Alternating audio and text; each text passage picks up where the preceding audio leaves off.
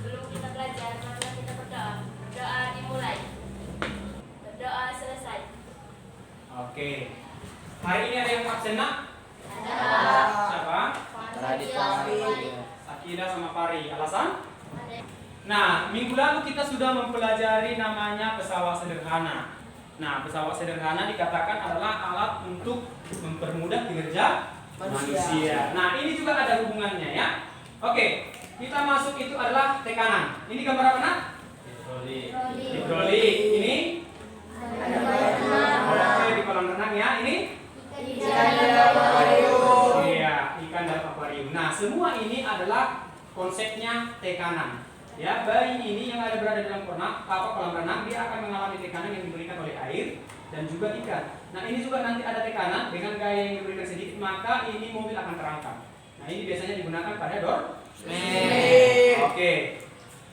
Oke, masuk ke materi inti. Di sini adalah tekanan hidrostatis. Nah, sebelum Bapak jelaskan, siapa yang tahu apa itu pengertian hidrostatis? Oke, silakan nak. Tekanan adalah zat cair yang disebabkan oleh zat cair itu sendiri. Oke, berikan dulu aplaus untuk kawannya. Oke, bagus. Oke, masih ada? Ayo Pak. Oke, silakan nak. Tekanan hidrostatis adalah tekanan zat cair yang mengarah pada arah benda pada sebuah benda. Oke, berikan aplaus untuk kawannya. Ini masih sudah ada persiapan dari rumah. Kita lihat. Tekanan yang di sini tekanan hidrostatis itu adalah tekanan yang diakibatkan oleh gaya yang ada pada zat cair terhadap suatu luas bidang tekanan pada kedalaman tertentu. Berarti dipengaruhi oleh kedalaman tertentu dalam air. Misalnya kita artinya kalau kita berenang semakin dalam kita di dalam air itu maka tekanannya semakin besar. Maka sering ketika kita berenang ya kedalaman tertentu maka kita akan merasakan sakit di dalam telinga. Nah, ya? Oke, udah pernah dialami.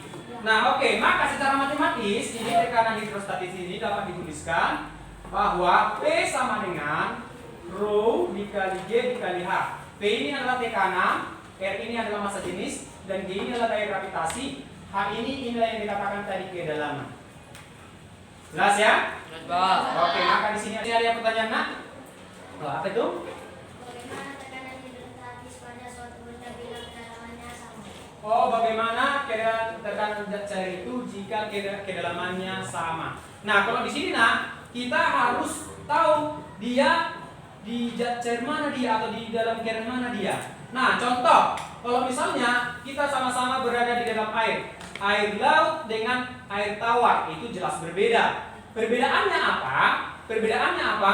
Karena massa jenis air laut lebih besar daripada massa jenis air tawar. Nah, meskipun dengan kedalaman yang sama, maka tekanan hidrostatisnya pasti berbeda karena dipengaruhi oleh tadi massa jenis atau rho. Oke, masih ada? Oh, apa itu nak? Apakah tekanan udara luar mempengaruhi tekanan hidrostatis? Oke, pertanyaannya apakah tekanan udara luar mempengaruhi tekanan hidrostatis ini? Nah, sangat jelas berpengaruh. Karena apa? Yang mempengaruhi tekanan hidrostatis itu salah satunya tadi adalah massa jenis, daya gravitasi, dan ketinggian atau kedalaman suatu zat itu kemudian dipengaruhi oleh tekanan udara luar. Contoh, kalau kita misalnya mendaki bukit yang tinggi, nah tekanan udara ketika kita berada di bukit yang tinggi kita kadang merasakan mimisan. Nah itu apa? Karena tekanan udara yang terlalu tinggi. Berarti itu tekanan hidrostatis itu juga dipengaruhi oleh namanya tekanan udara. Oke, berikan dulu aplaus untuk orang yang bertanya. Oke, nah setelah ini kita masuk ke contoh soal. Di sini ada dua soal. Yang pertama, sebuah drum berisi minyak tanah setinggi 40 cm. Ya, massa jenis minyak tanah 0,8 gram per cm kubik dan percepatan gravitasi G sama dengan 10 meter per sekon kuadrat. Tentukan tekanan minyak tanah pada dasar drum tersebut. Oke, nah diketahui di sana apa nak? Yang diketahui adalah ketinggian H ya. H sama dengan 40 cm. Nah, ini kita ubah dulu kesatuannya tadi. Yang kesatuannya adalah meter, berarti 0,4 meter. Oke, apa lagi? Oke, massa jenis. Massa jenis itu adalah rho. Rho sama dengan 0,8 gram per sentimeter kubik. Nah, ini sudah biasa kita konversi ke kilogram per meter kubik, berarti menjadi 800 kilogram per meter kubik. Apa lagi yang diketahui di sana?